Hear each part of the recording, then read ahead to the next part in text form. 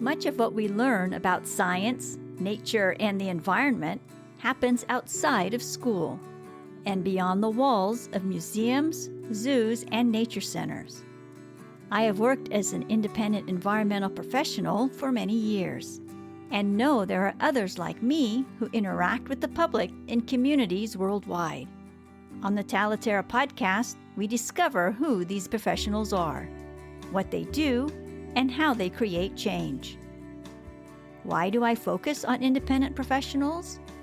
I focus on them because they move freely through communities. They move freely between schools, organizations, businesses, programs, and other informal learning environments. They are positioned to meet the public where they are, and this is powerful. Thank you for joining us today. I'm your host, Tanya Marion. Hello and welcome to the Talaterra podcast.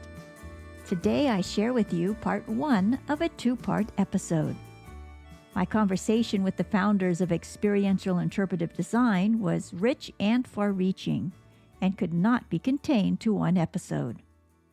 In this episode, we meet the co-founders of Experiential Interpretive Design, Bill Reynolds, Lars Wohlers, and Mike Mayer. Collectively, they have many years of experience in interpretation and experience design, and bring to EID the experiences they gained through various roles in tourism, planning, heritage interpretation, and environmental education. Today we'll learn about the founders and why they started EID Coaching. We also discuss what's working in the field of interpretation and what's not working. In part two of this episode, which will air later this week, I sit down with Mike Mayer to learn more about the environmental education program that inspires the work that he, Bill, and Lars do at EID. Let's join the conversation. Bill, Lars, and Mike, thank you so much for being on the show today. I'm grateful for Bill for telling me about Experiential Interpretive Design. We met during a round-robin session, and he told me about all of the work that you do. Collectively, you have many years of experience in the field of interpretation and experience design, and you've come to the field in different ways. And so I would love for you to take a moment to introduce yourself and your respective backgrounds. So Bill, if we can begin with you, and then we'll go to Lars and then to Mike. Certainly. Thanks, Tanya. First of all, I'd like to respectfully acknowledge that I live on ancestral lands located within Treaty 6 territory. And that's a home, and it's a gathering place, and it's also a traveling route for Cree, Blackfoot, Saulteaux, Dene, and Nakota Sioux. And also I'm in Region 4 of what's called the Métis homeland. So who am I, you asked? I'm a Canadian, and I'm living in Alberta on the edge of the boreal forest and the aspen parkland, just in a transition zone. I'm a father, I'm a husband, I'm a grandfather, I'm a naturalist, and I'm a curiosity catalyst. I've had a varied career path for about 45 years that were pre-experiential interpretive design. And the last 5 years have sort of been, that's where we've been dovetailing into an experiential interpretive design and our new partnership. I've always created and planned and designed visitor experiences, no matter what was my career path. I've been a frontline naturalist, a park interpreter at a national park and at a World Heritage Site, and also at a nature center. I've been a visitor services manager for our capital city park, Recreation Park, where I was not only involved with interpretation, but also special event management, cultural animation, and in charge of marketing, all the programming. Then I went down a sort of a different path, and I got heavily involved in tourism. I was employed by the provincial government, our provincial Alberta government. And that's where I went down sort of a business planning, feasibility analysis, a facility site design pathway. And I eventually became the director of development and enhancement for heritage attractions in the province. And then I kind of dealt with a little bit of trendy stuff that was agricultural tourism and culinary tourism. So any new trends I was responsible for developing. So that's me in a nutshell for now. Wonderful. Thank you, Bill. Thank you. Lars, can you tell us about your background and a little bit about yourself? Yeah, well, once again, thank you very much for Tanya for having us. I'm Lars Wohlers. I come from northern Germany, and actually, the bond between Bill, Mike, and me is that we all are members, longtime members in the Institute for Earth Education, an international nonprofit organization, which also has a branch in the field of interpretation and interpretive design. And so that's what kind of brought us together. And because of our special interest in interpretation, we founded EID, the Experiential Interpretive Design Network. Myself, as a child, we lived in the Near East, in Iran during my childhood. We traveled a lot there, and it's a beautiful area. Unluckily, it's not possible really for a lot of people to travel there now.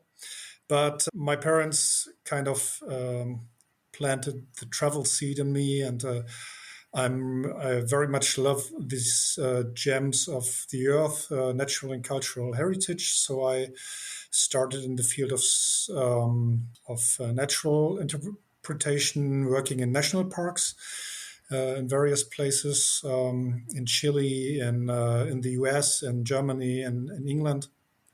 In the beginning, I almost killed a troop of tourists because there were no regulations. There was no training, nothing. You just went out and did it. And so I led a group into sea fog in the Wadden Sea, and we had a hard time finding back. But finally, we managed, and I'm really glad. So nobody really died.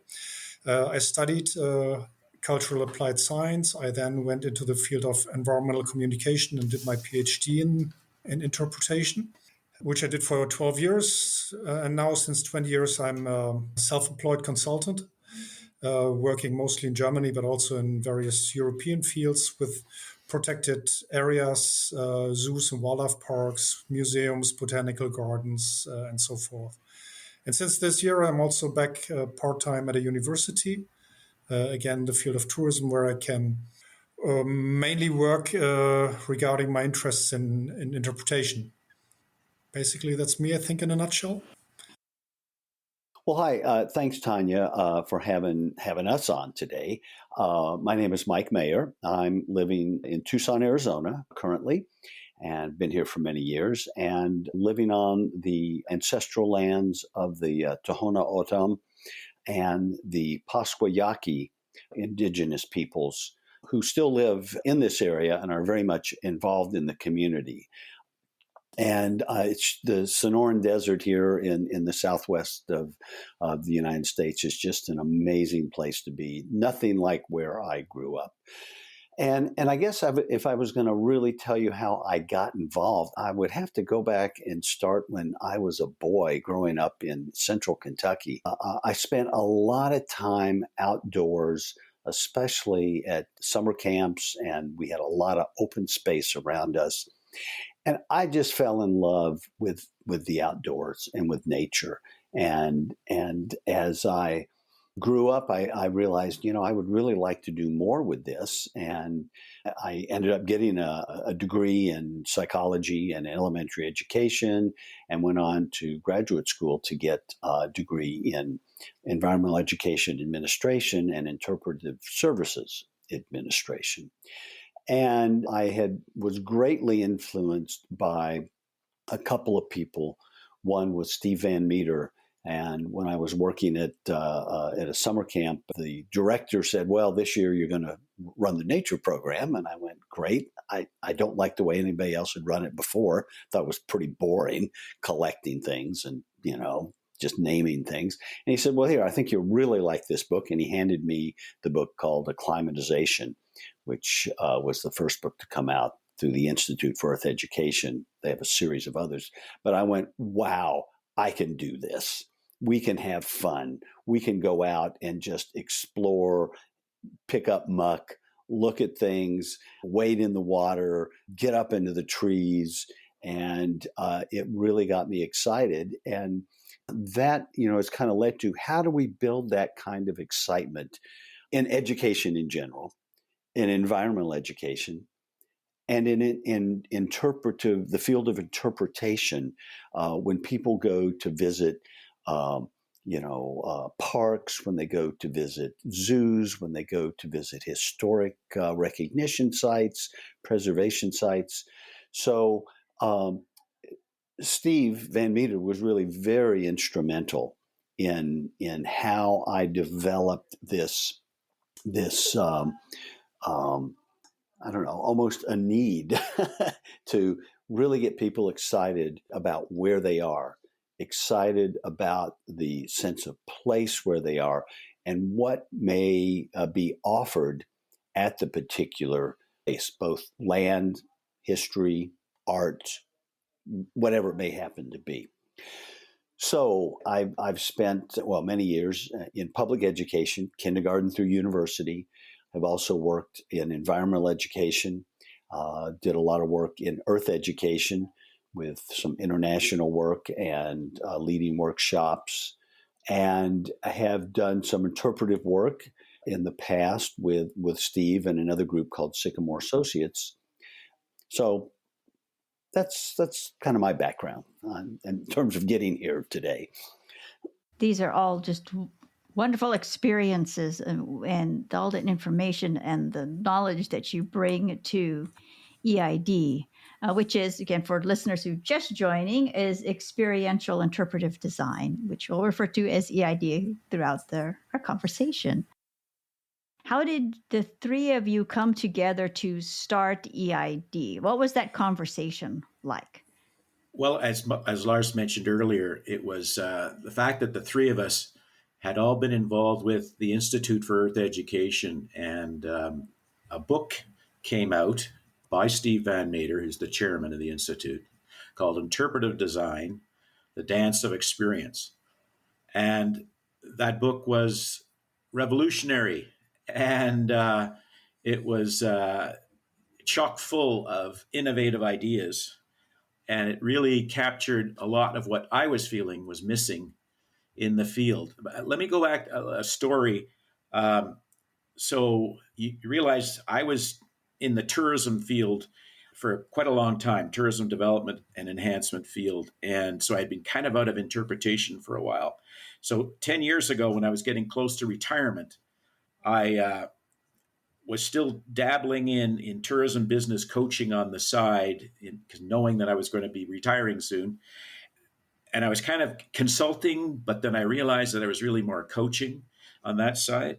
At the same time, I was missing something. I enjoyed the coaching side of working with clients and trying to help them improve their business from a visitor experience perspective. But I'm a museum visitor center junkie. And so that's how I started my career in interpretation. And so I was missing that. I was craving it. And then I reread the book that Steve put out, because it's been out for 20 years. And so at that same time, I joined associations in interpretation. I read the literature, started reading the literature again. I went to conferences, and I was kind of disturbed a little bit that I didn't see much growth since the 70s. And I still saw people being so focused on improving their communication ability, about storytelling, and being presenters. And I thought, when I read Steve's book again, he just nailed so many things that we're talking about. How do we get interpreters to really have a key role to play, as opposed to being on the side, and as opposed to being kind of considered peripheral, right, to the whole planning of a visitor experience. They were seen as to come in at the end, and they would do a program and an exhibit, and they would do a presentation. And Steve really nailed down that the foundation of interpretation was about a holistic visitor, and it was about the total visitor journey and the total visitor experience. And then interpreters had a key role to play in all of that. So that's kind of what got me going. And I can't remember if it was then first talking to Mike, because we had been communicating, every so often along the way about environmental education. not so much interpretation. And then I think Lars had a connection with Mike. And so Mike was maybe the key person that linked the two of us together. Is that correct? Yeah. So I'll pass it over to Lars to add on anything from his perspective, from because I think at the time you were a professor, right? You were in the evaluation and academic side of things. Yeah, well, first of all, I just love this field. I just love to have real world, live, firsthand experiences, and especially in those awesome places, like I mentioned, in national parks, in these different natural landscapes, in special, worldwide, unique heritage, cultural heritage sites. Like World Heritage places. It's just marvelous. And I believe it becomes even more important these days because so many people are, especially the younger generation, is kind of tied to this little device called smartphone or computer. So I think to get people out there to have some true experience with all their senses, I think it's an even more important task than ever. And if you look at the figures during my time at the university, it's not so easy. But if you manage to gather numbers on how many people come to these places, it's just amazing. So, for example, just for Germany, zoos, 70 million people. Europe-wide, the zoos, 140 million people. Overall in Germany, in museum protected areas, zoos, and so forth, these places, I estimate that we have a conservative estimation more than 200 million people to which we can reach out to help them enjoy more and understand better and take away something valuable that they can remember when they get back, and that maybe even helps them and to connect with knowledge later on and with experiences they have. So there are so many reasons I think these places are especially important. And last but not least, because as the term says, they are often they are our heritage places. There's this great film called The Monument Men with Brad Pitt and some other American actress, I don't know, but Monument Men. It's about a true little 7-man group that went during the Second World War to Europe to try and protect cultural heritage that was stolen by the Nazis at that time. And they managed to save quite a bit. And I think this is one example why that very strongly shows why protecting our heritage is so important. All of you have mentioned some connection to the Institute for Earth Education. Can you tell us about the Institute and how is it the same and different from the environmental education we tend to encounter today? Well, the Institute for Earth Education was founded back in the 1970s. Originally, the programs were designed for a summer residential camp for boys, and it had a series of kind of as I explained, talking about myself. The director of the nature program was like, collecting leaves, pithing frogs, pinning insects is not what we want these campers to leave with. We want them to leave with a rich firsthand experience with the natural world, an emotional connection that, these are the systems of life that keep us alive and all life alive on the earth. And they're just amazing. And then some better understandings of how those systems of life better operate, how they operate in our lives on a day-to-day basis. So first making that emotional connection, and then more of the understandings, and then how to incorporate those understandings and those feelings into your daily life so you can live in more harmony with the earth and its systems of life and other creatures on the earth. So that's kind of the heartbeat of Earth Education and the Institute for Earth Education. Now, environmental education is a little bit different in the sense that it often got influenced by where was the money and what can we do to make sure that we can incorporate what maybe grants or funders or even government funding wants us to do so we can utilize that money to continue to exist. There were some change, and obviously on the political level, there were massive changes in the 1970s. The Endangered Species Act was created in the 1970s. The Environmental Protection Agency, the first Earth Days. And yet it seems like we have not been able to capitalize on that, because if you look at where we are now, after almost 60 years of environmental education, we're almost in worse shape than we were before because of climate change. There are definitely some silo areas that are better. Water is cleaner, there's no doubt about it. Air is cleaner. We are more aware of endangered species. But our level of consumption, our level of unconcern about many of our actions is still at I would say, a record high level. So Earth Education really tried to, through development of well-crafted programs, not just activities, but programs to help incorporate those better understandings, better, deeper feelings, and how to incorporate those. And that takes time. It's not just a one-day thing. It's not just an hour at a nature center. This has to take place over time. And much of our public education, much of our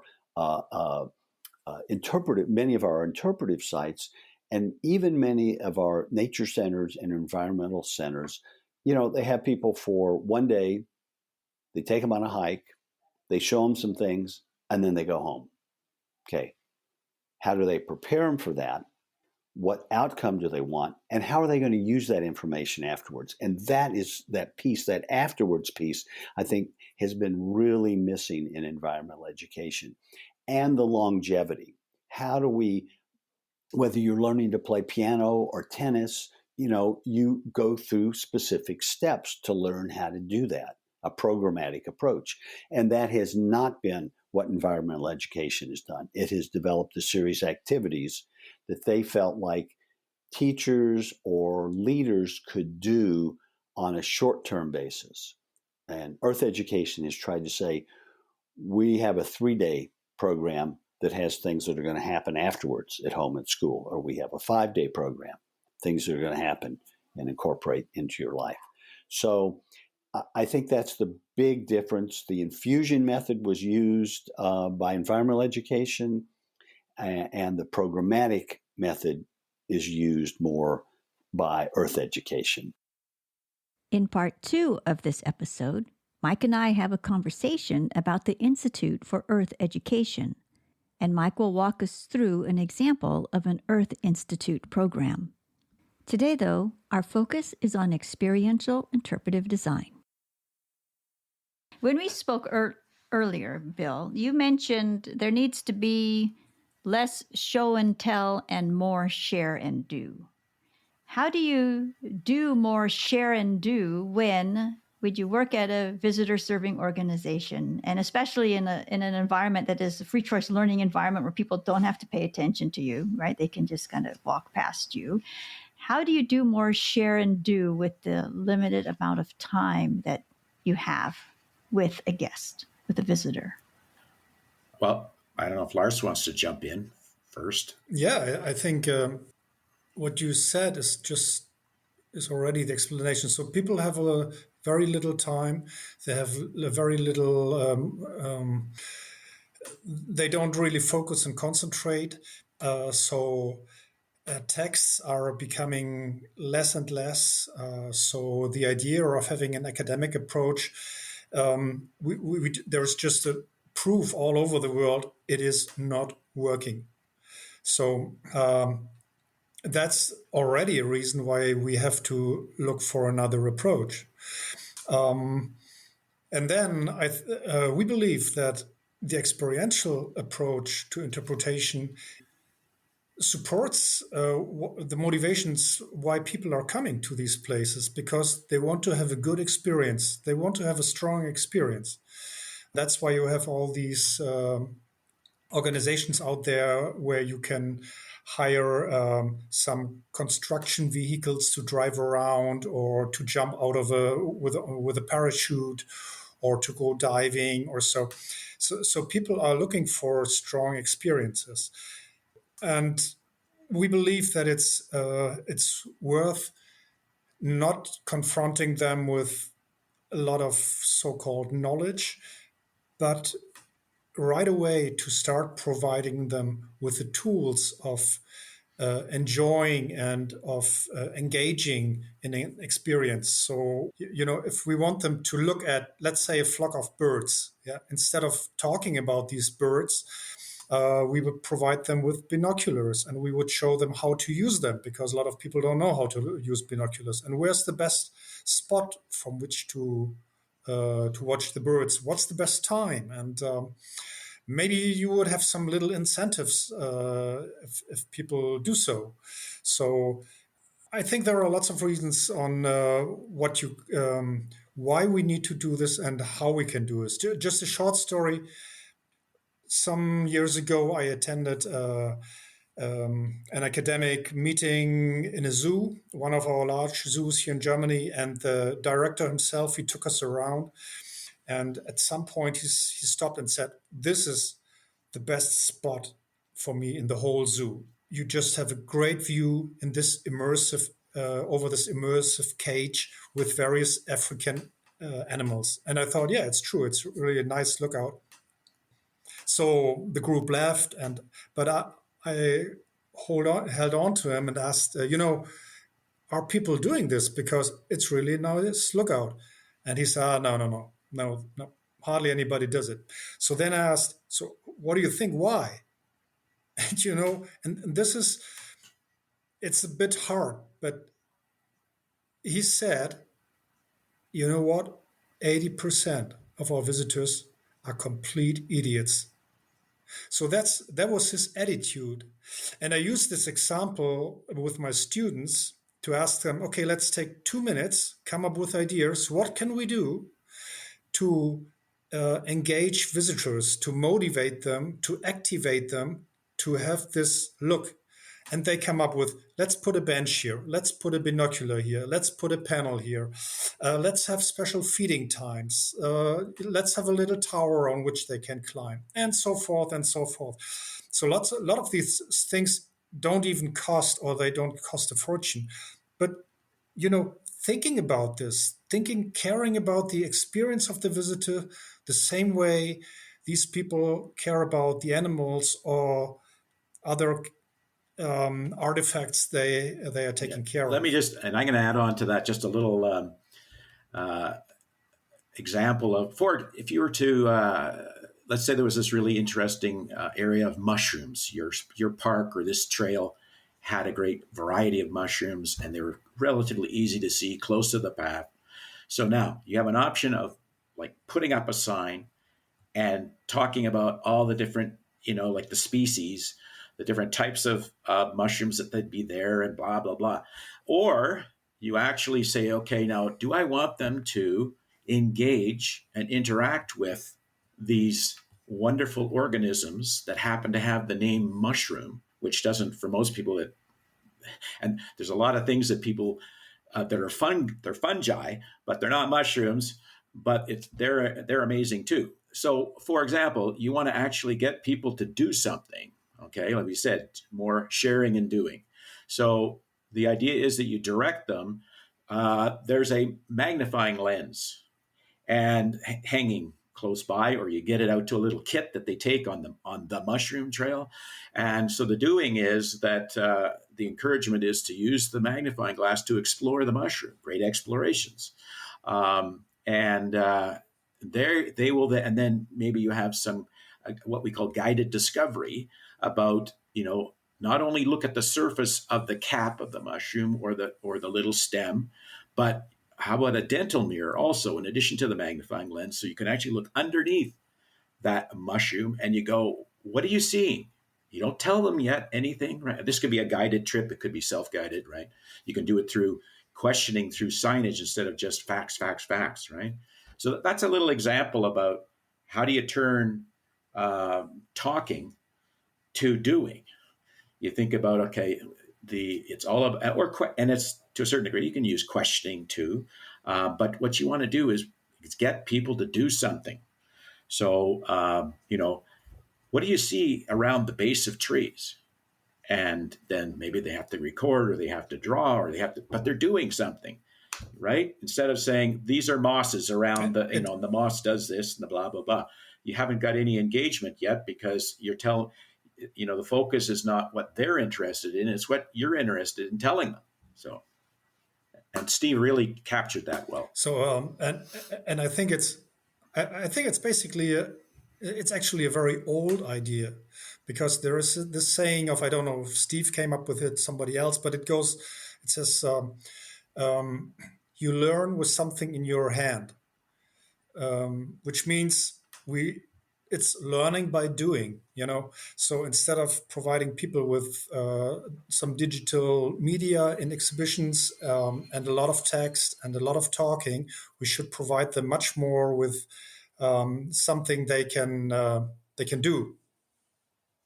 And so this we find in alternative educational approaches as well. For example, with Maria Montessori. Maria Montessori teaches in these schools, they teach kids even grammar. So something you would consider to be very dry academic stuff.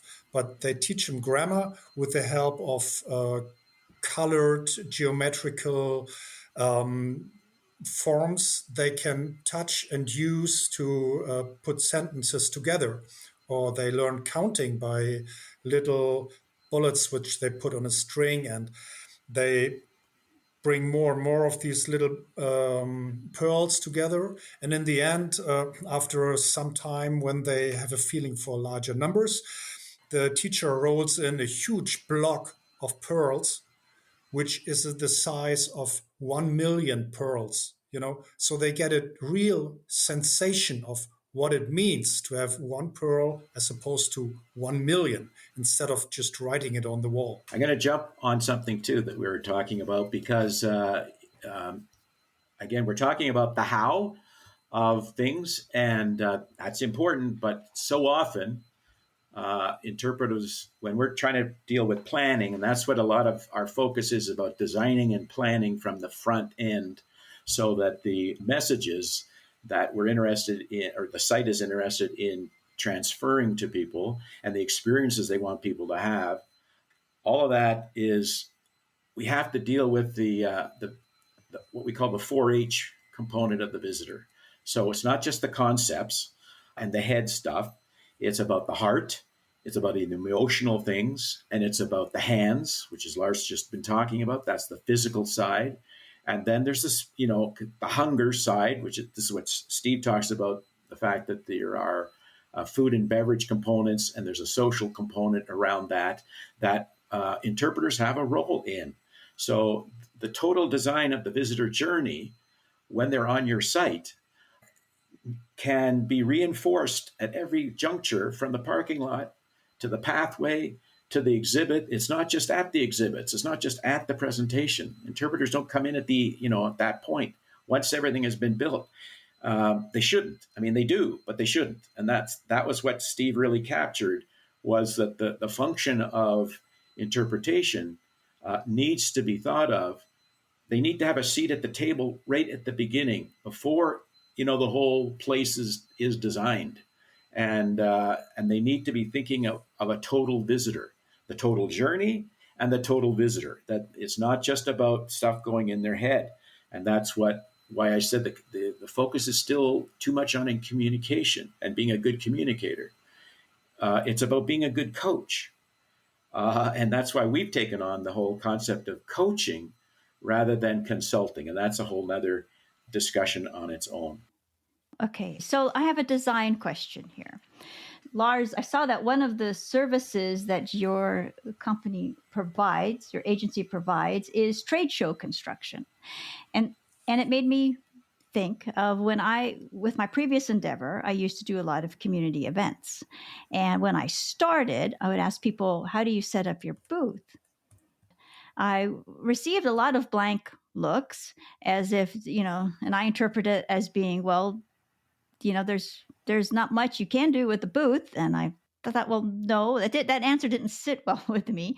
So when I saw that you provide insight into trade show construction, I thought, oh, okay, I have to ask, how do you, all of these wonderful things about the visitor experience, in that type of a setting, in a community festival or in a trade show setting, you've really got people just walking past you. They don't even need to even glance at you.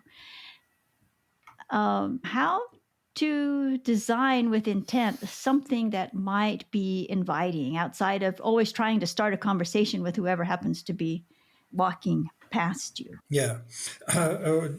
While you were talking, you mentioned one of the main aspects we need to take much more into consideration, and that's the invitation. So in interpretive design, we consider this very, very strongly.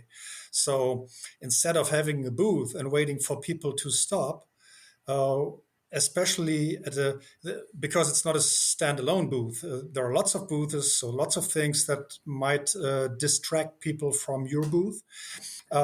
So why should they stop? And another author, John Viverka, in his book here, he said his law number one is, why would the visitor want to know this? So if you ask yourself, why would the visitor come to your booth? So that's one question. And that also implies that we should think much more outside of the box, Thinking outside of the box means that, for example, with a booth, I vividly remember, I'm not encouraging this for animal protection reasons, but I saw this company that provides the service of having flies. They are connecting hair thin ropes kind of thing with a little paper to flies. And these flies are circulating on the trade show then.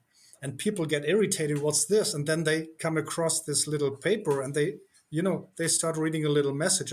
So that's one approach. And that there are lots of innovative approaches on how to attract people. And it also brings me to the question, why would you want a booth to start with?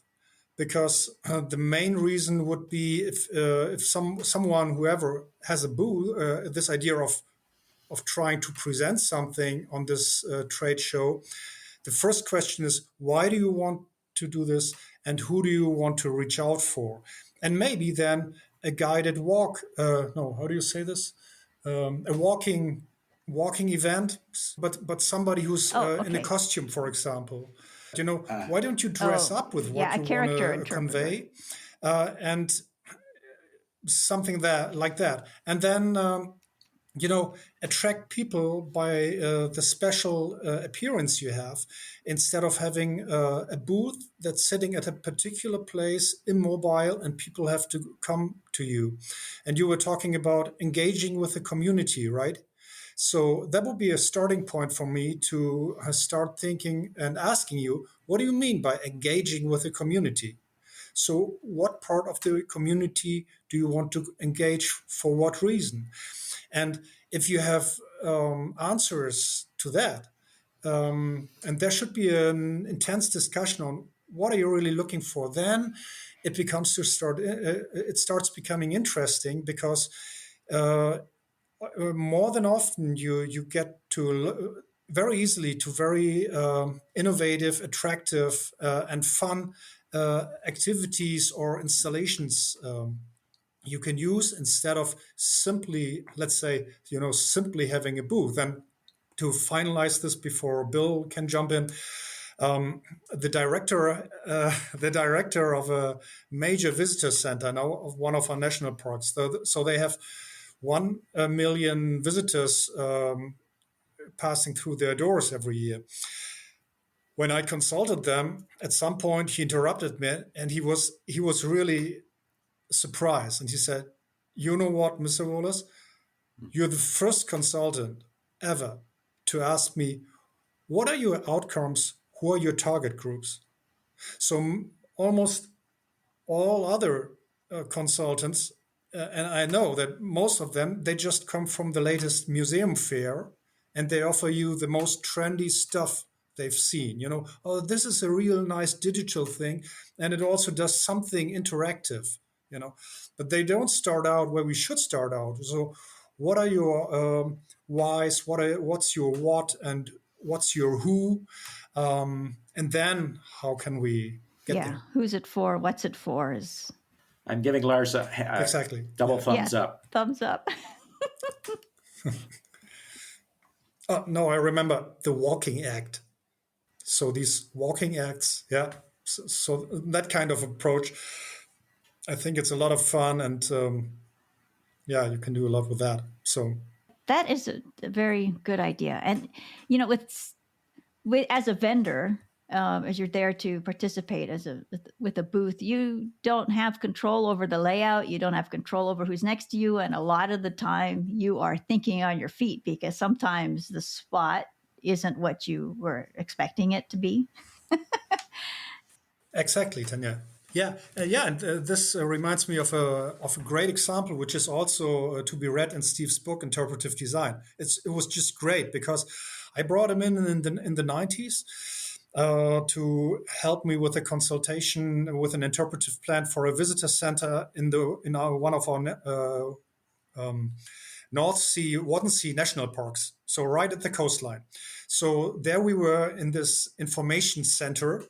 An ugly name to start with. Nobody wants to go to an information center. So we were in there, and the director said, one important task here is that on really strong days, we have in the summer, we have like 200, 250 visitors coming to our exhibition, while at the same time, a couple of thousand are out there on the beach. So what can we do to attract more people to come in? And Steve's idea, and it's really great, and there's a very funny illustration from the concept back then in his book. He invented the Birdman. So he said, we don't expect people to come in, we go out. So he invited this little crazy guy, a bird watcher, who pulls a very weird shack behind him with lots of stuff from the Waddensee, natural items on it and so forth. And it had a little tower on this push cart, I think you say. So he would climb on he would be supposed to climb on this tower and, give some little presentations from up there, some fun presentations, but also to engage people, last but not least, to come to the exhibition. He would hand out free entrance tickets. The exhibition is free anyway, but kids would love it. There were lots of ideas to just motivate people to get there, to come, and also to get across some of the messages they had. Yeah. Yeah. I'm just going to say that the point that Lars made about knowing the why and knowing the who and what. Top three things, and we always jump to the how. And that's what interpretive design, experiential interpretive design is very much forward with.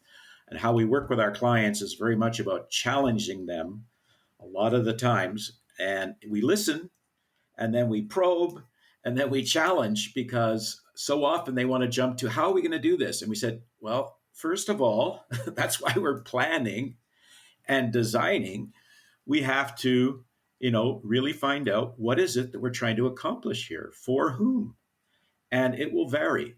So back to the exhibit design, your specific question, I had the exact same feeling. I have seen so many extremely poorly designed displays, and I wonder what was the point of, what were you trying to do? Because all they end up doing is handing out stuff that gets thrown in the garbage can. Now, Lars mentioned about action, something that would be motion. It always attracts people. Color, lots of color always attracts people. Somebody doing something, if you want to attract a crowd, juggle. But I used a technique that also fit in with what my purpose was. So at this point, I had a booth. I was with the Capital City Recreation Park. I was trying to encourage a greater awareness of what the park offered, because a lot of people just only went to certain areas of the park, and that's all they knew. So we said, okay, how do we get that, but in an action-oriented way? And we created, in the, I forget what they're called, like Wheel of Fortune or something, where you spin it and it makes this da da da da da da da. So it has sound, it has motion, it has color. And we divided that big wheel into different sections. One was history, one was nature, that kind of thing. One was outdoor winter recreation activities. And so as they spun that, we had like a trivial pursuit wheel. And so each of those, depending on what character and then we had a free bonus thing, right? So and we had a little bell we'd ring. So we were gathering a crowd. Like, we had way more crowds than anyone else had, because they were just standing there waiting for someone to approach them. And so anyway, that's just a little example of the types of things that we can bring when we work with people, because we have had over 100 years of experience between the three of us in lots of different fields. And so I think one of our strengths is too, that just working with people as a sounding board or as a idea stimulator, and really to get them to think about, why are they doing this in the first place? So you don't jump to the conclusion that you need a trail or you need a booth. And that's how I think what our big strength is. And as Lars said, many people are finding that quite unique, because consultants don't do that. Coaches, which is what we do, we're trying to help people do their own plan. And but our role is to provide those questions and get them thinking, challenging them to sort of start to look at it in a different way. So how do you, you just explained how you work with people, but when clients come to you, what are they usually looking for? Yeah, so mostly they are looking for consultants to, in my case, to develop interpretive plans for an exhibition or for a self-guided trail. We also offer training, so that's another field, and unfortunately, it becomes less. So, and I hear this from colleagues too. So 10, 20 years ago, we offered 1-2 day trainings, 3-day trainings. And that was just normal. Today, if you ask somebody, okay, it would be good to bring everybody together, have a workshop, and what do you think? And they say, well, no problem, 2 hours. Yeah. Well, 4 hours, no, that's not going to work. Maybe 3, but that's at most. So, so they're looking for a consultant to put together a plan. Problem there is that, and we do this occasionally, if you don't set it up for them, if you don't get the job to set it up, then it gets watered. So it gets changed during the process of setting it up.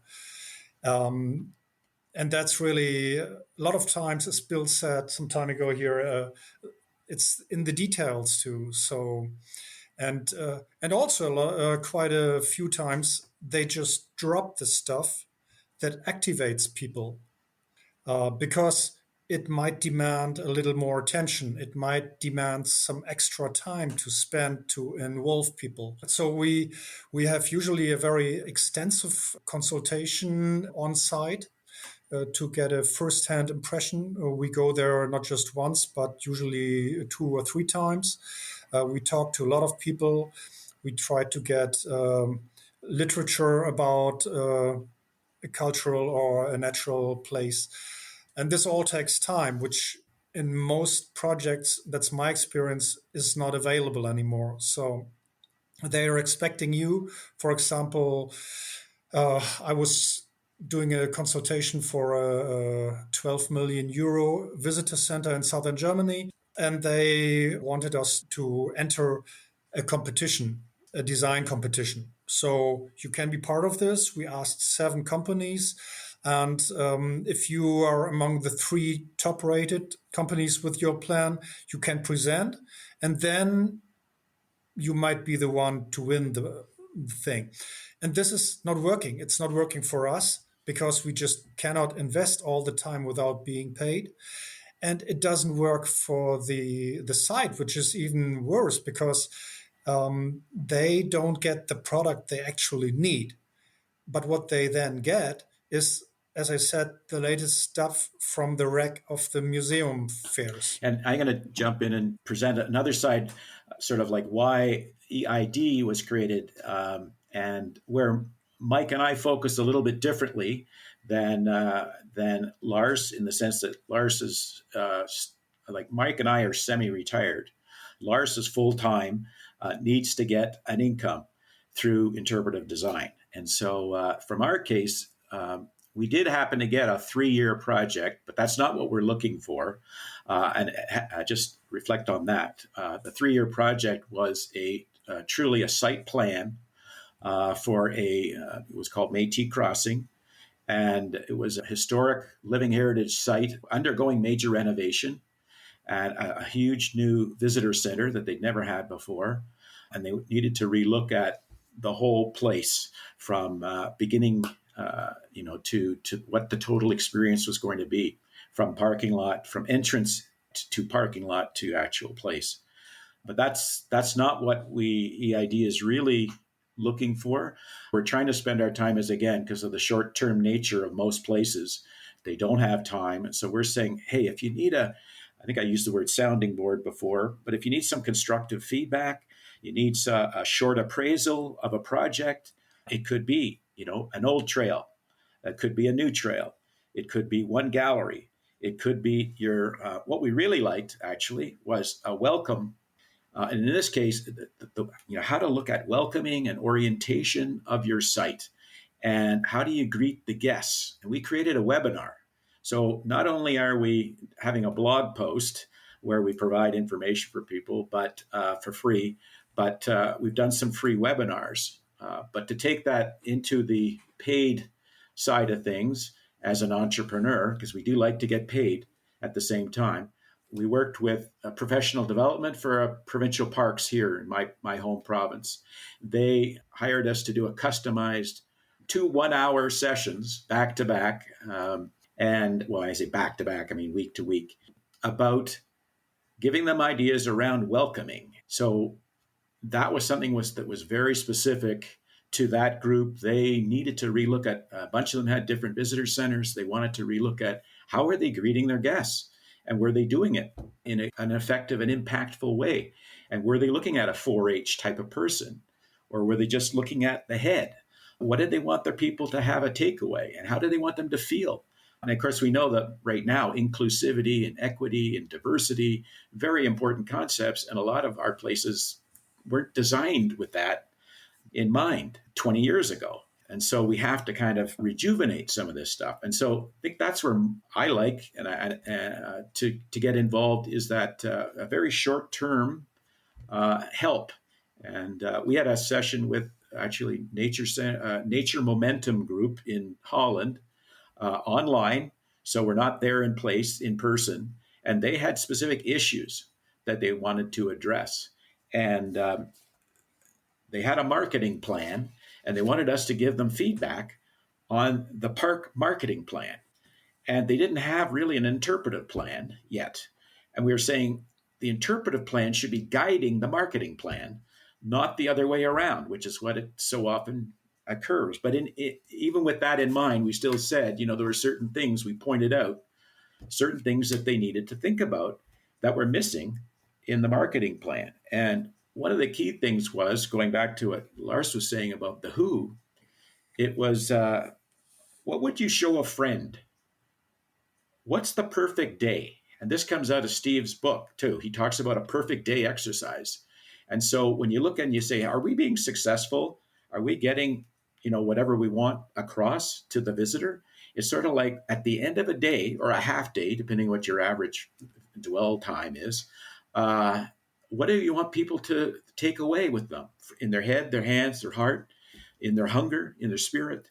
And so that was like a blinding glimpse of the obvious for them. They'd never asked themselves that question. They'd never thought about, like if they only have that 3-hour time period, they only have a 2-hour time period, what are the main things they really wanted people to take away with them? And they were already into, the how, and they hadn't really gone back to saying, well, first of all, what is it? And then you decide what are the best methods to get that accomplished. And in some cases, it's how you've set up the welcome, and it's actually sometimes, even because we talked about the marketing plan, it's back in the person's sofa in their living room. How have you set them up to the expectations?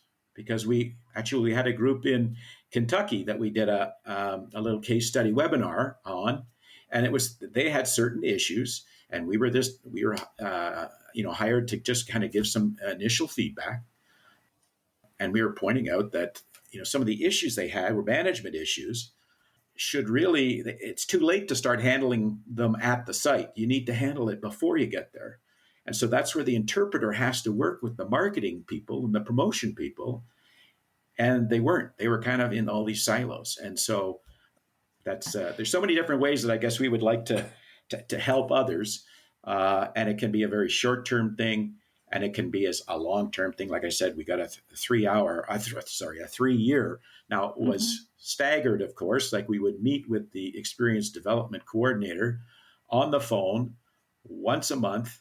And we would say, they were doing the plan. We were just guiding them and giving them, the right framework out of the the interpretive design book. And then we would give them feedback, and they would go ahead and they'd write a little bit more of the plan. But because we said, this plan will be something you want to use. It's not going to sit on the shelf because we didn't write it. You wrote it. And now you're invested in it. And we also very, very keen on stakeholder involvement and thinking about who needs to have a say in this plan. It shouldn't just be the consultant, and it shouldn't just be the consultant and the initial interpretive staff. There's a lot of other people that need to be involved at least a beginning stage, and sometimes a middle stage and an almost end stage. And we don't see that happening. And we advocate for that over and over again, that, and we were very lucky in that Métis Crossing project. They agreed with us, and they got people we had academics, we had youth, we had elders, and a lot of times the youth are left out. And that's a tragedy when you consider, what's your market? And they say our market's going to be, 80% children in schools. Well, you better have some representation from those areas on your planning team. And a lot of times they don't. Anyway, so that's my 4 cents worth. What I'm hearing is that what EID provides is a safe place for teams to think through all the things that they know they need to think through. Maybe there's been lots of unspoken stuff that everybody recognizes that should be discussed. And so you give them that space without forcing them to commit to something big, maybe bigger than what they need right off the bat. And I think we also provide them with saving lots of money. I would like to mention that at this point too, because it does make me angry to a degree to see that millions and millions of euros, dollar, and whatever currency is wasted, because it's given over to some architects who sometimes have never even developed something like an exhibition, who are, at least in Germany, if they have a name, they can set up the rules on how a particular building is supposed to be used, where to put brochures, what to put on the wall, what not to put on the wall. And I think this is just it just makes me, when I'm talking to museum directors, and they have a museum that was just renovated for 55 million euro, and I ask them uh, to what degree they brought in potential visitors and the voice of the visitors doing visitor evaluation, they just said to me, visitor research, we have no money. 55 million euro, I cannot accept that. And it's the same with so many places, with almost all places I come across. They don't spend anything on something like market research. And anybody from tourism, I would expect, knows that data is so important.